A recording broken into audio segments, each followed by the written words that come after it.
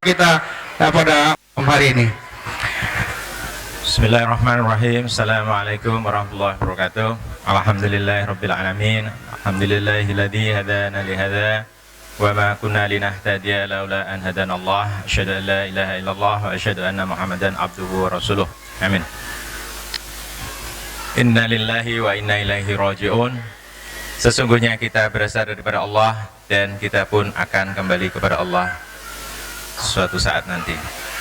Malam hari ini saya ingin berbagi sedikit mengenai hikmah rentetan gempa, terutama yang telah menimpa saudara-saudara kita yang berada di Sumatera Barat, sehingga sampai terakhir saya baca lebih dari 1.000 orang yang meninggal, 700 sekian di Padang dan 300 sekian di Padang Pariaman, dan beberapa lagi yang masih belum dijumpai. Jadi 1.000 lebih orang telah meninggal dunia. Kita cukup bersedih hati dengan telah banyaknya korban yang meninggal karena peristiwa gempa ini di suatu negeri yang begitu indah di Sumatera Barat. Saya senang sekali berada di Sumatera Barat, di daerah Bukit Tinggi. Saya masih terbayang-bayang tempat-tempat yang indah sepanjang Singkarak, Maninjau, Padang, Solok, dan lain sebagainya.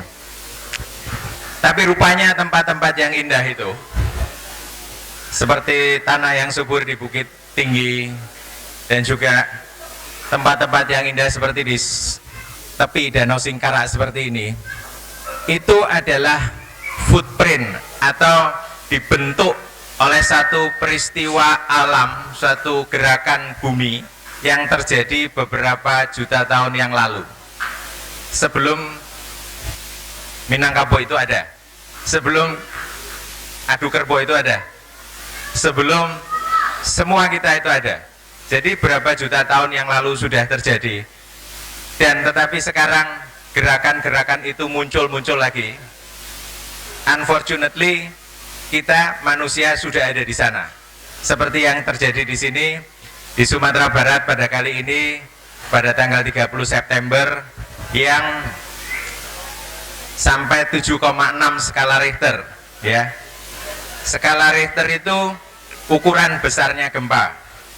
Ada satu lagi skala namanya MMI, ya, Modified Mercalli Intensity. Itu menunjukkan seberapa besar yang dirasakan. Boleh jadi satu gempa di satu tempat itu besar, tetapi MMI-nya rendah. Seperti ini sekarang, orang Padang merasakan sampai ke 7, 6, 9, 8 atau 9. Tetapi yang besar, yang ukuran 7 ke atas, seperti yang ada di Sumatera Barat, itu 1 tahun hanya sekitar 18 rata-rata. Dari dulu sampai sekarang. Ya. Tapi kenapa sekarang merasakan, kok banyak gempa ya sekarang? Kalau buat ahli geofisika, dari dulu ada, cuma gempa itu di tempat mana, ada orangnya apa enggak, gitu kan? Seperti sekarang ada di Sumatera Barat, tetapi kita di sini tidak merasakan.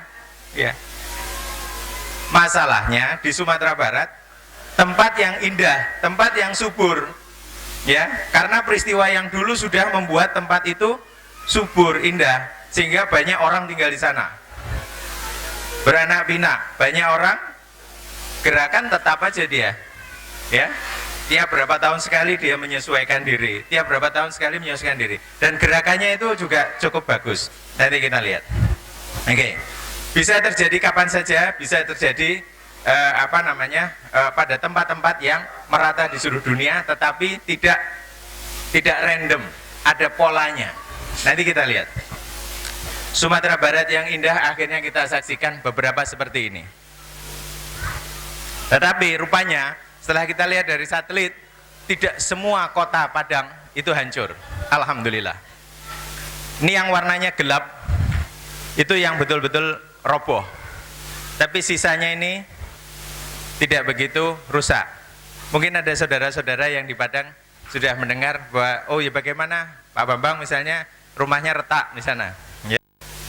Ada keluarga, jadi tidak hancur luluh gitu ya. Alhamdulillah.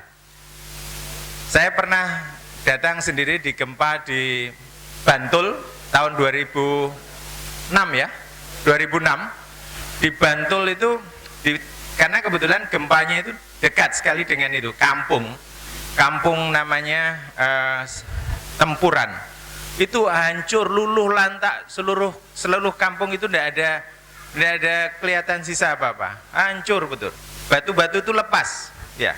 Tapi alhamdulillah ini kita lihat ada satu pola, tidak semuanya hancur ya, meskipun itu juga suatu kita sedih banyak yang hancur. Oke. Terjadinya di dua tempat. Satu di sini tanggal 30 7,6 yang di Padang Pariaman, dekat Padang Pariaman, dan satu hari kemudian di Sungai Penuh. Tadi Pak Nabil sudah bilang bahwa dua gempa ini itu tidak ada sambungannya, sehingga dia dua peristiwa yang berbeda. Jadi kalau ini ada gempa, nanti ada aftershocknya sendiri, ada anakannya sendiri yang kecil-kecil. Ini pun juga akan ada anakannya sendiri yang kecil-kecil, gitu.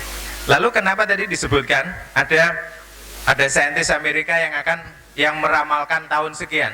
Itu saya kira salah informasi aja. Tidak ada yang bisa meramalkan, sampai hari ini kapan akan terjadi gempa. Orang hanya membuat probabilitas, ya, probabilitas. Salah satu contoh. Sekarang orang membuat probabilitas di San Francisco, di Bay Area, itu yang memang dilewati satu patahan besar, namanya San Andreas Fault. Persis sama dengan Sumatera ini. Dibilang kayak saudara kembarnya. Dari Los Angeles bawah, terus naik ke atas, sampai ke arah Kanada. Itu patah juga, persis sama ini. Tapi orang mengatakan, peluang atau chance atau probabilitas San Francisco itu dihantam gempa dengan ukuran 6,7 Richter dalam 30 tahun ke depan, hanya 62%. Lah, sekarang gimana? Wah, 30 tahun ke depan gimana? Bisa besok.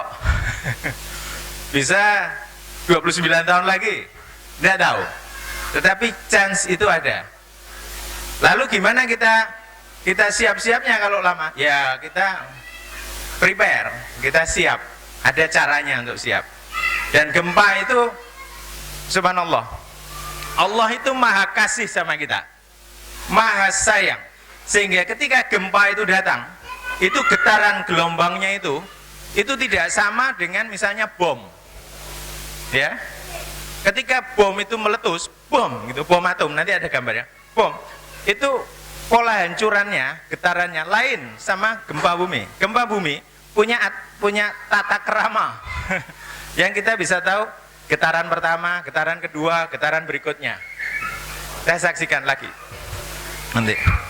Ini seperti yang terjadi di Padang adalah ketika yang sering kita dengar namanya lempeng, ya, lempeng.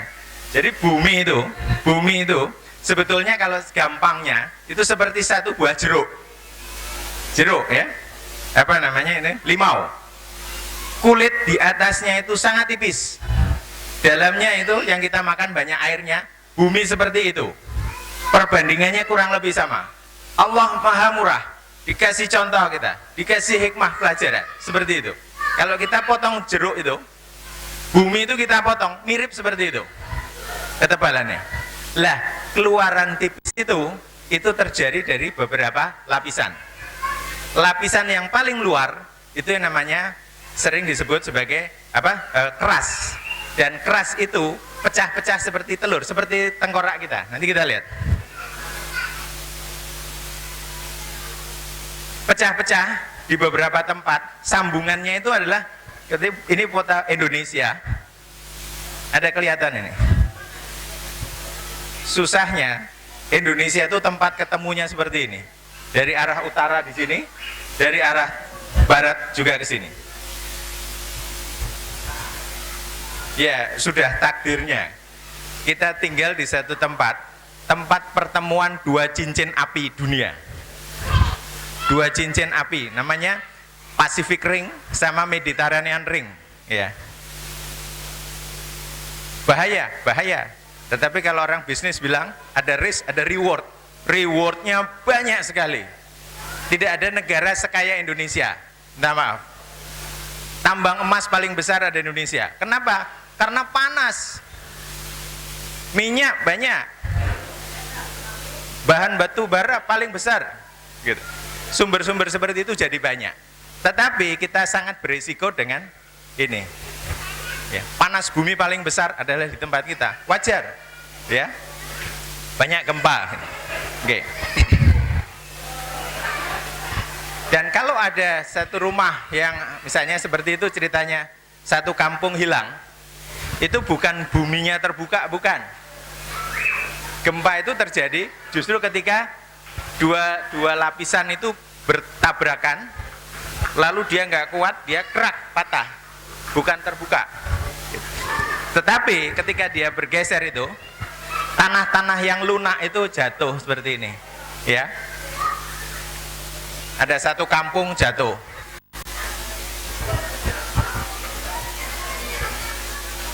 Sekarang kenapa ada di Jambi? Nah, kalau Jambi, kalau tadi Padang, sekarang Jambi. Jambi itu karena patahan Sumatera yang bergeser. Ada dua lempeng yang bersebelahan bergeser. Ya, bergeser seperti ini. Anggap ini pantai Sumatera, ini pulau Sumatera. Cuma ini terlalu kecil, harusnya agak lebar sedikit.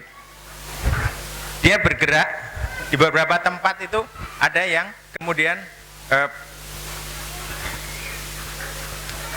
kemudian menimbulkan gesekan yang begitu kuat, lalu terjadi gempa. Ini foto patahan besar Sumatera. Di kalangan geologi dikenal sebagai Great Sumatran Fault. Great Sumatran Fault atau dipanggil juga Semangko Fault. Kenapa? Ada satu teluk di sini namanya Teluk Semangko, Semangka, ya, Semangka. Ini betul-betul memotong Pulau Sumatera sebelah barat, ya. Ini yang garis kuning ini. Satu sisi Sumatera sebelah timur itu bergerak ke arah selatan, dan sisi yang sebelah barat ini itu bergerak ke arah utara. Bergeraknya berapa senti di sekitar Sumatera Utara itu sekitar 4 cm per tahun. 4 cm. Kita nggak rasa 4 cm, tapi cuma lihat kok ngaresianok tambah lama tambah bagus ya, gitu. Sisa-sisanya seperti itu. Atau yang tahu aek apa namanya? Aek Godang apa? Ada sungai-sungai itu sepanjang itu. Kenapa Danau Singkarak itu bagus? Ya, Danau Singkarak itu di sini karena bentukan itu, ada yang patah lalu terbuka, air-air masuk situ semua. Cantik, tetapi dia labil, boleh bergerak. Nah, susahnya manusia itu kan senang yang indah, manusia suka yang subur. Di tempat itulah yang biasanya suka bergerak, ya. Jadi kota dari Sungai Penuh, terus ke atas, Alahan Panjang, Solok, Singkarak, Bukit Tinggi, ya, Padang Panjang, Bukit Tinggi, terus naik sampai Padang Sidempuan, Tarutung ke atas. Itu dalam satu garis.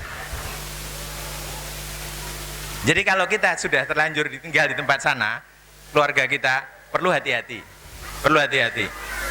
Ya. Satu lagi di daerah Mentawai, gitu.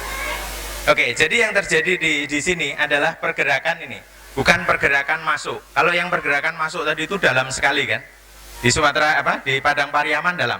Tapi kalau yang di sini dia dangkal saja, 10 kilo. Ya, baik. Ini sisa-sisanya. Dulu gempa zaman dulu yang bergerak kan. Sekarang indah, kita senang, kita pergi sana. Saya paling suka pergi ke sini. Baik, selanjutnya.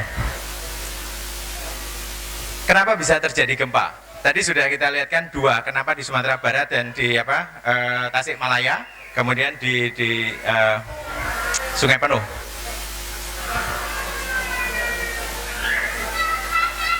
Ini yang saya sebutkan tadi, bahwa bumi itu dia seperti kulit jeruk, tetapi dia retak-retak seperti kalau kita punya telur rebus, kita jatuhkan pecah, atau kita punya ini, kita Bayangkan dulu ya, slide berikutnya. Gampang diingat. Nah, seperti ini. Ya. Ketika Allah menciptakan tengkorak manusia, rupanya mirip dengan ketika Allah menciptakan bumi. Ada retak-retak seperti ini. Diulang lagi bisa? Coba lihat. Ya. Ada tempat pertemuan seperti ini. Triple junction. Ini yang ring 1 tadi itu. Ring Pasifik, ya. Satu lagi ring yang ini. Ring yang besar satunya, ya. Dua ring itu ketemunya di sini. Ketemunya di Indonesia. Unfortunately atau fortunately. Ya. Di situ tempatnya. Seperti pertemuan ini tadi. Ya. Otak kita itu, kepala kita rupanya juga pecah-pecah seperti itu. Ya. Baik, teruskan. Lah, gempa itu seperti tarian alam. Bukan dari Tanjung Alam, ya. Ketika tanah itu bergerak, satu gerakan dari bumi peng gitu ya, gempa dari pusatnya tadi itu, gelombang itu mengalir, apa namanya, menjalar. Yang datang pertama adalah gelombang P, gelombang primer. Dia bergeraknya seperti goyang maju terus. Dia kalau gerak gelombang itu gelombangnya maju terus begini, ya. Jadi bendanya nggak bergerak, tetapi ada satu energi yang dikirim. Berapa menit kemudian datanglah si S wave ini. Si S wave ini punya gaya gerakan goyang atas bawah. Jadi dia datangnya begini, gitu, ya. Karena dia gerakannya banyak, datangnya lebih lambat. Ini tidak begitu berat, peng. Kalau terasa dia, ada apa ya? Kok tiba-tiba kepala saya pusing gitu. Atau kalau terlalu dekat, itu terasa sekali gempanya. Gerakannya atas bawah, karena dia dari pusat bawah kan, cek gitu. Kurang lebih gitu. Selanjutnya baru goyang kiri kanan, karena datangnya begini. Berikutnya love wave. Love wave itu bukan gelombang cinta ya. Ada orang namanya Pak Love gitu. Love wave, dia menemukan itu goyang kiri kanan. Nah, setelah tadi datang begini, datanglah yang begini, kayak Pregawati gitu kan. Jalan lebih lambat, tapi lebih gawat. Kemudian yang terakhir goyang putar. Datangnya muter ini. Bayangkan kalau satu bangunan gedung, dia pertama digoyak jeleng gitu kan. Ada apa ini ya? Sebetulnya kita masih bisa lari. Bisa antara 5 menitan. Duk, ada sesuatu, gempa, keluar. 5 menit keluar rumah bisa. Karena apa? Kemudian datang gelombang gini, dia sway. Selanjutnya yang betul-betul menghancurkan yang dua ini. Gelombang love sama gelombang raleigh.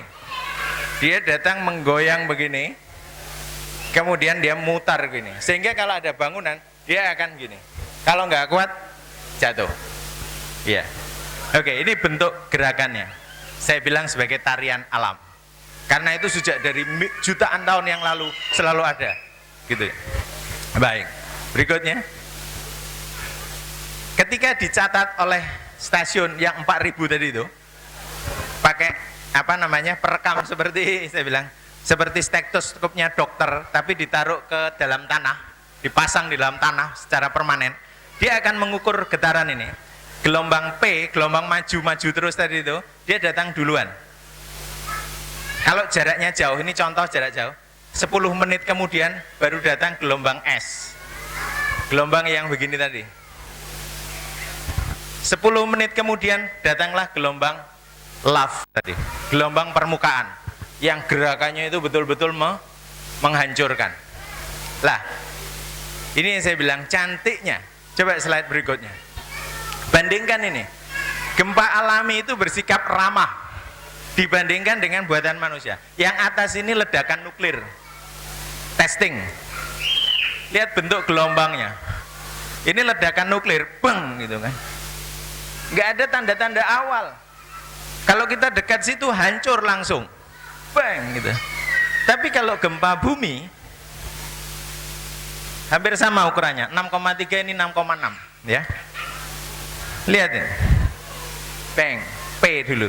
Primary datang. Yang begini tadi, ngasih tahu dia, saya datang. 10 menit kemudian datang yang S. Baru yang menghancurkan, datanglah ini. Gitu. Jadi sebetulnya masih ada waktu. Kalau kita merasakan, kalau kita tinggal di Sumatera Barat, kalau kita dengar beng gitu, dan kita ngerasain, jalan keluarlah pelan-pelan. Apa namanya? Jangan berlari, jalan cepat keluar rumah. Kenapa jalan cepat? Kalau lari takut tergelincir, takut kejatuhan barang, segala macam. Jadi kita keluar dengan pasti dan cepat ke tempat yang terbuka supaya tidak kejatuhan barang. Oke, berikutnya. Tempat kita tadi sebutkan tempatnya gempa. Rupanya dalam sejarah yang dicatat oleh stasiun selama 100 tahun terakhir, sejak tahun 1900, 4 dari 14 gempa terbesar di dunia itu terjadi di Indonesia. Di Sumatera ada 3, Sumatera langganan, ya. Kemudian di Pulau Banda. Banda itu tadi warnanya lebih banyak ya. Coba lihat berikutnya. Ya, terus. Oke, nanti. Jadi di Banda dia banyak, tetapi dia sedikit-sedikit begitu. Di tempat lain dia langsung bang, besar.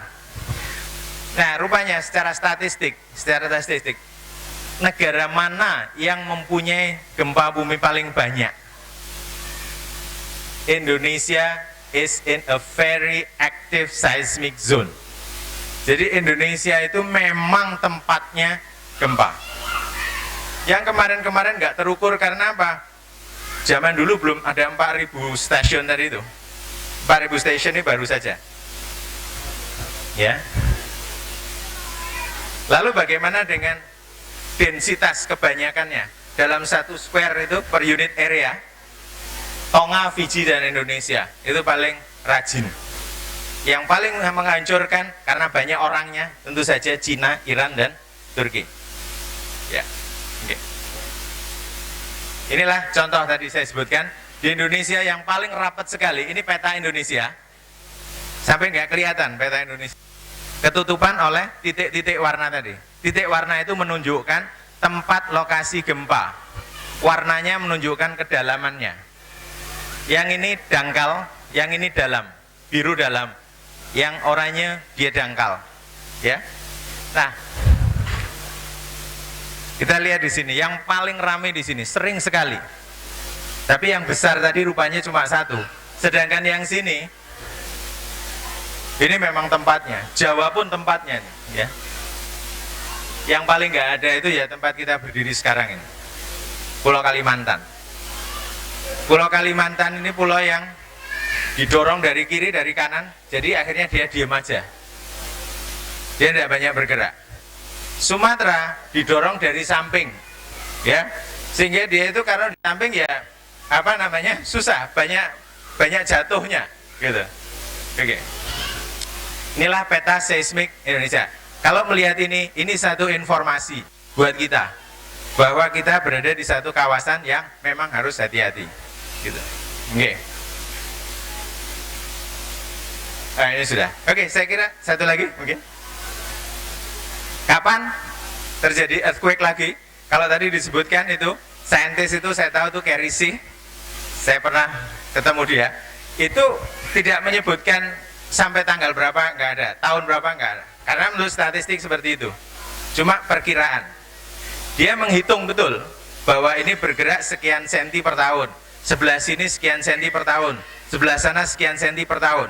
Jadi kalau ini bergerak, maka yang geraknya itu enggak terlalu banyak. Ini berhenti, maka di tempat sini akan punya potensi untuk lebih besar tekanannya. Nah, seperti itu caranya. Makanya dia memperkirakan masih akan ada lagi di Sumatera yang besar karena energinya belum lepas semua. Kapan? Hanya Allah yang tahu. Ya. Kita hanya diberitahu sedikit, tetapi yang sedikit itulah insya Allah kita bisa membuat baik. Seperti tadi, gempa ternyata banyak di Sumatera, yang kurang di Kalimantan. Seharusnya kalau pemerintah kita aware dengan ini, baiknya pindah ke Kalimantan lah, pusat-pusat industri. Iya, pusat-pusat yang banyak orangnya itu pindah ke situ. Ya, Sumatera Barat buat tanahnya subur, pertanian, gitu, pariwisata. Jadi cuma datang sekali-sekali aja kan, kalau panen, kalau nanam gitu. Ya, oke. Baik, terus berikutnya. Lalu bagaimana menghindari bencana? Waktunya habis ya, Fri ya. Satu, hindari resiko. Yang kedua, siap siaga. Kita belajar, kita tanya. Ketiga, tahu caranya. Kalau sudah terjadi, ada teori misalnya drop, cover, hold. Artinya apa? Kalau ada gerakan, kita drop, kita turun ke bawah. Cover, kita tutupin kepala kita. Ya, dengan sesuatu yang kuat gitu, supaya nggak kejatuhan Ethernet atau kejatuhan langit-langit. Yang ketiga, hold, pegangan pada sesuatu supaya enggak. Atau triangle of life. Ini orang Amerika nggak setuju sama ini. Tetapi di tempat kita saya kira masih karena bangunan-bangunan kita tidak kuat. Jadi kita harus berlindung pada satu tempat yang kuat. Lalu kita berada di sampingnya, bukan di bawahnya, di sampingnya. Yang keempat, tolong menolong dan sabar. Ini penting ini, kalau nggak sabar, pernah dengar Katrina enggak? Ya, ketika Katrina menyerang menghancurkan Amerika, orang yang kena itu bencana malah tembak-tembakan sendiri, rebutan bantuan. Ya, kita alhamdulillah tidak sampai terjadi chaos kayak begitu. Chaos alamnya boleh, orangnya jangan. Jadi perlu sekali adalah tolong menolong dan sabar. Kita berguru kepada alam dan berkawan dengan alam dengan baik. Ada ombak besar, buat yang tahu caranya malah jadi hiburan. Yang tidak tahu kita tenggelam, iya kan? Ya. Seperti ini. Di Sumatera Barat penduduknya suku bergotong royong. Ini suatu modal. Seluruh Indonesia saya kira begitu. Betul nggak ini? Bergotong royong. Betul lah? Oke. Bana. Oke. Nah, mari kita saling tolong menolong. Baik. Dan yang terakhir, dalam kondisi yang seperti ini kita harus bersabar. Seperti tadi diingatkan, dibaca oleh Ustadz Zulfa, surat Al-Baqarah 195. Tadi dibaca ayatnya, tidak dibaca terjemahnya. Terjemahnya adalah seperti ini. Dan berikanlah berita gembira pada orang-orang yang sabar, yang apabila ditimpa musibah mereka mengucapkan inna lillahi wa inna ilaihi rajiun. Penting. Dan ketika kita bisa melakukan itu, kita akan menjadi orang mendapat berkah. Berkahnya bukan sembarangan, berkah yang sempurna. Dan yang kedua akan mendapat rahmat. Jadi insya Allah orang Sumatera Barat tadi kalau sabar ya di sana itu akan mendapatkan dua ini, dan mereka itulah orang-orang yang mendapat petunjuk. Baik, saya kira itu, Pak Efri. Ya, terima kasih.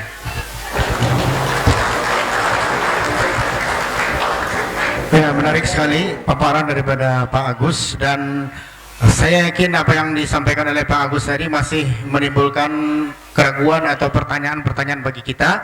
Oleh sebab itu, untuk sesi yang pertama ini saya berikan kesempatan kepada 3 orang penanya yang menanyakan mengenai apa paparan yang belum masih diragukan atau hal-hal lain yang masih berkaitan dengan itu yang mungkin tidak dibincangkan oleh Pak Agus.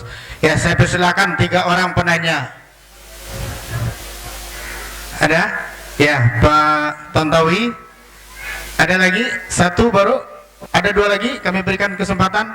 Di ceramah ini bukannya senang ini mendapatkan. Ya, Pak Rusdianto. 1 lagi? Ada penanya? 1 lagi? Kami berikan kesempatan. Oke, Ustadz Khairul Manan. Baiklah, kami persilakan Ustadz Pak Tontowi. Assalamualaikum, terima kasih. Waktu kita kecil dulu itu yang saya dapat bahwa negara yang paling terkenal gempanya itu Jepang. Dan tadi dalam petanya itu kayaknya Jepang tidak termasuk dalam, atau saya salah baca, tidak termasuk dalam area gempa yang frekuensinya tinggi. Pertanyaan saya, apakah karakteristik gempa di Jepang itu magnitudenya juga sebesar di Indonesia ini, atau banyak tapi nggak besar?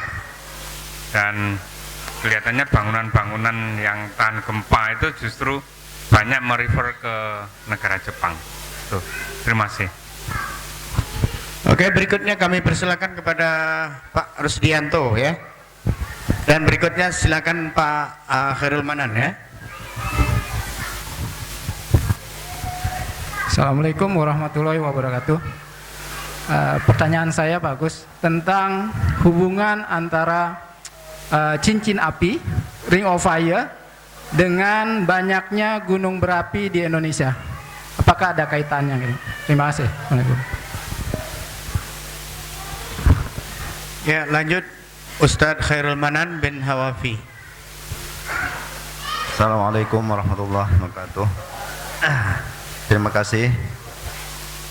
Yang ingin saya tanyakan mengenai informasi yang baru-baru ini saya dengar bahwa akan terjadi gempa yang lebih besar di Indonesia pada poin 8.8 skala Richter katanya.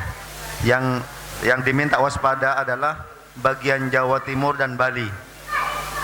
Jadi yang saya tanyakan sekarang nih di Jawa Timur sampai sekarang ini masih belum berhenti lumpur lapindo itu Pak, tetap mengeluarkan benda-benda yang berat.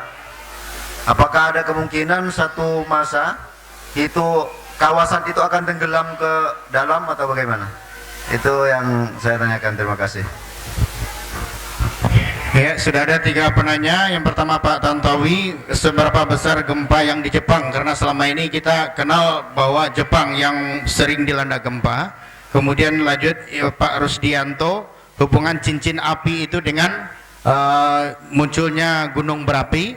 Kemudian dari Ustadz Khairul Manan, bagaimana prospek dari lumpur lapindo? Apakah suatu saat area sekitar itu akan boleh tenggelam? Ya, kami persilakan Pak Agus untuk menjawabnya.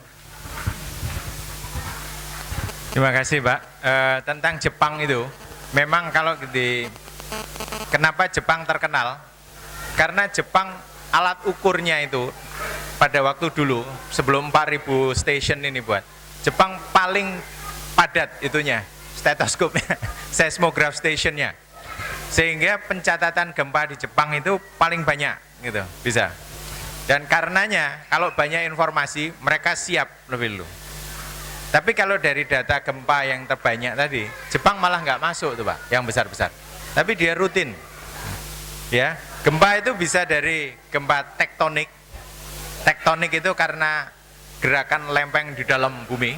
Bisa volkanik. Volkanik itu kalau gunung berapi meletus, itu juga goyang juga, tapi nggak sebesar tektonik. Ya.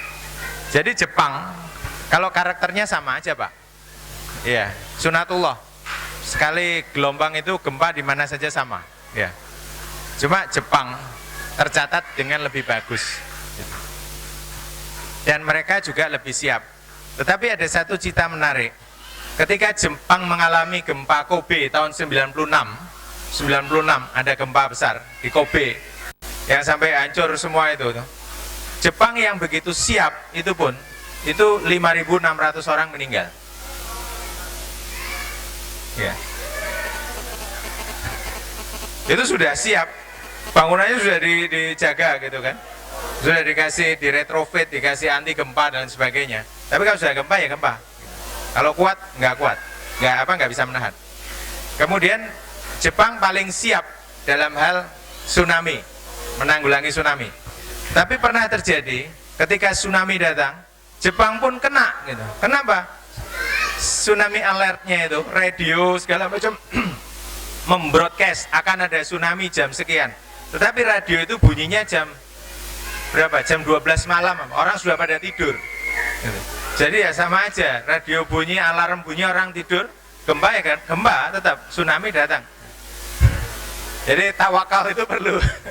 Iya. Oke, sudah menjawab Pak? Ya Pak. Kemudian yang kedua, tentang hubungan gempa dengan apa? Ring of fire dengan gunung berapi. Memang ada. Kalau tadi sebutkan bahwa Indonesia itu mempunyai tempat bertemunya dua cincin tadi, itu akibatnya Indonesia adalah negara dengan jumlah gunung berapi paling banyak di dunia. Tambah lagi gunung berapi paling banyak gunung berapi aktifnya. Kalau mau lebih ngeri lagi, Pulau Jawa itu adalah satu pulau dengan kepadatan penduduk kepadatan gunung berapi paling banyak. Satu pulau ada 50 gunung berapi. Coba lihat pakai Google Earth. Cari gunung berapi banyak. Ya. Lihat Jawa, lihat Kalimantan. Kalimantan yang segede ini itu cuma ada satu gunung berapi. Kota Kinabalu, Gunung Kinabalu. Satu aja sebesar itu. Jerawatnya cuma satu. Jawa yang sekecil itu dari ujung sampai ujung banyak sekali. Makanya Jawa itu subur sekali. Karena bahan subur itu datang terus dari bawah. Ya karena itu ada satu ring fire. Sumatera sebelah barat subur sekali. Ya. Jadi jawabannya ada hubungannya Pak. Oke. Kemudian Ustadz Hairul Manan. Apa betul di Jawa yang akan dapat 8,8 itu? Saya belum dengar Pak. Belum dengar. Tapi mudah-mudahan kayaknya bukan Jawa yang diramalkan akan besar gitu. Orang masih ngomongin Sumatera. Artinya para ahli itu. Di mana Sumatera juga nggak tahu. Kapan di mana juga nggak tahu. Tapi sekitar itulah sudah tahu. Patahannya sebelah situ. Gitu kan? Patahannya tadi sudah saya tunjukkan yang garis kuning tadi itu, ya. Dari Aceh sampai dari Lampung itu ada sebelah situ. Tapi yang lucu, kalau kita tinggal di Riau, ada gempa besar di Padang, Riau nggak terasa. Riau itu pernya banyak, bawahnya itu pasirnya itu tebal sekali, ya, lapisannya. Lah, kalau apa ada hubungannya dengan lumpur lapindo tadi? Lumpur lapindo. Lapindo itu, Lapindo ini sebetulnya agak mendiskreditkan satu perusahaan. Sebenarnya lumpur Sidoarjo, Lucy ada panggilan gitu. Lumpur Sidoarjo. Itu memang satu fenomena yang cukup umum di beberapa tempat di dunia ini, yaitu gunung lumpur, mud volcano. Mud volcano itu seperti gunung, tetapi dari lumpur. Dia tidak panas, dia dingin. Lumpurnya pun tidak berbahaya. Dia tidak mengandung racun. Ya. Lumpur itu sudah umur jutaan tahun di bawah, dia keluar. Ya. Kalau mau lihat selain di Porong, saya sudah lihat di Porong, ada di Kuwu. Kuwu di daerah Jawa Tengah. Ya, daerah Purwodadi Grobogan, dekat Semarang. Itu bagus. Jadi objek wisata. Ya. Sebelum yang lihat di Sidoarjo itu lumpurnya gitu, naik ke atas. Jadi gelembungnya itu naik dulu sampai kira-kira 5 meter gitu, naik gitu, terus dia meletus, gitu. Nggak apa-apa, kita bisa lihat dalam jarak 100 meter itu nggak apa-apa. Ya. Nah, Sidoarjo seperti itu, cuma dia keluar terus gitu ya. Apakah akan tenggelam ke bawah? Saya rasa kok enggak, gitu, iya. Dia bocoran satu lumpur, di bawahnya bukan lubang besar, bukan. Iya. Apakah Jawa semua akan tenggelam? Oh, lebih-lebih enggak. Iya. Apakah suatu pulau akan selalu menjadi pulau atau gunung itu selalu menjadi gunung? Itu pun juga tidak. Itu janji siapa? Janji Allah. Dalam Al-Quran disebutkan bahwa gunung-gunung itu berjalan. Gunung-gunung itu berjalan seperti berjalannya awan. Itu ahli geologi manapun sekarang mengakui tidak ada yang stabil, tidak ada yang diam. Makanya buku geologi itu sebutnya dynamic earth, bumi yang dinamis, bergerak. Ya. Contohnya apa? Yang paling gampang sini, kalau besok pergi ke Tanjung Nangka atau Subok, misalnya gitu ya. Di tepi Subok itu kan ada patahan gitu ya, ada satu singkapan batuan ya, dinding yang kelihatan batu-batu miring-miring gitu ya, atau di mana itu di Tutong ya, di Tanjung Nangka. Itu di situ ada fosil-fosil kerangnya. Ada fosil kerang. Kok bisa ada fosil kerang batuan di situ? Karena dulu di situ adalah bagian dari laut. Dia naik. Di puncak Himalaya itu juga ada fosil ikan. Kok bisa ada fosil ikan di Himalaya? Buat orang Islam yang belajar geologi gampang. Allah bilang dalam Al-Quran, gunung itu berjalan. Suatu saat dia laut, suatu saat dia gunung. Cuma itu umurnya jutaan tahun, kita belum ada. Jadi tenang aja. Ya. Oke, jadi mudah-mudahan tidak tenggelam dalam umur kita.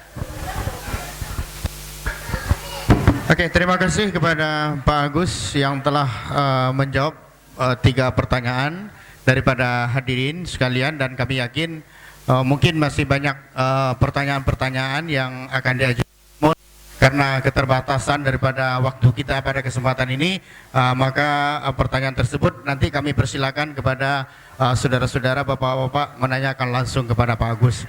Kita yakin dan percaya bahwa pertemuan kita bukan ya pertama dan terakhir kali ya, karena untuk masa ini ke depan kita masih mencoba untuk meningkatkan kesadaran daripada masyarakat kita betapa pentingnya mengenal karakter daripada gempa, karena kita tinggal di ring of fire sebagaimana yang disebutkan tadi. Baiklah Bapak dan Ibu, kami mengucapkan terima kasih dan mari kita berikan aplaus untuk Pak Agus di atas presentasi yang telah beliau sampaikan kepada kita semua. Baik, terima kasih dan kami mohon